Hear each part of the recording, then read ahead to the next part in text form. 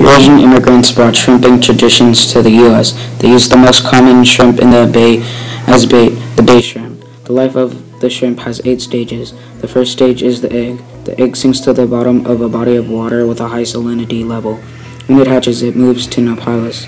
The second stage, which has 5 stages and limited swimming ability. Next, nauplius changes into a protozoa that has 3 stages. During this time, the mouth and abdomens develop. Then it turns into a mysis that has 3 stages and develops its legs and antennae. After mysis is post-larva with 2 stages of growth and has fully developed its legs. When it turns into a juvenile, it has rapid growth and longer horns than the adult. When it turns into 4 to 4.5 inches long, it becomes a subadult. They still grow, but not as fast as juveniles. Next, the adult moves to deeper, saltier water.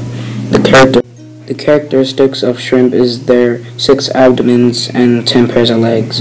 5 of the pairs are for walking, 5 are for swimming.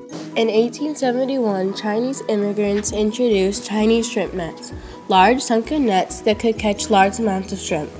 The Chinese use a specific type of boat called a junk. Junks are flat-bottom fishing boats. They were built in traditional styles brought from China. However, instead of being made of softwoods and bamboo masts, in the Bay Area they were made of redwood, which was available locally.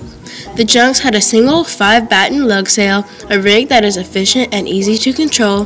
They also had a dagger board forward of the mast and a rudder which could be adjusted. The diamond-shaped holes in the rudder are for easing the weather helm or strain on the tiller. All of this makes junks more efficient shrimp fishing boats. Immigrant fishermen of the Bay Area brought their own tools and practices with them. Their nets were handcrafted in their homeland. The best quality nets were made of hemp, but some were grass-like fibers. They were shaped like cylinders and 10 feet long. Nets were placed in slack or unstressed water with the mouth open toward the tide. Another type of net was a trawl, a rectangular net. The nets were dragged along the tide at 3 miles an hour. After they hauled their catch, the crewmen stayed to process the shrimp. First, they boiled the shrimp and dumped them into baskets for the screening process. The smaller shrimp fall through the screen and the large shrimp are stripped. They dry the fallen shrimp for many days. Then they crush the shrimp and separate the shell from the meat with a roller. After, they dump the pile into a fanning machine to blow the lighter shells and heads away. After one last check, they are shrimped.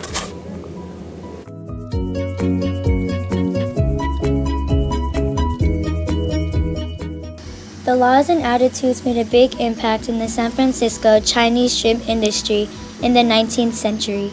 The attitudes between the European and Asian immigrants were shaped by their cultural roots and self-awareness, but also by the changing nation relations between the United States and China. There were harsh racial attitudes between the Chinese. They were singled out for discrimination through established laws. These laws were passed to limit Chinese fisheries. The legislature passed a law to close the fisheries during the months of May, June, July, and August. The laws were passed because Americans thought that the Chinese were offensive, so they were excluded.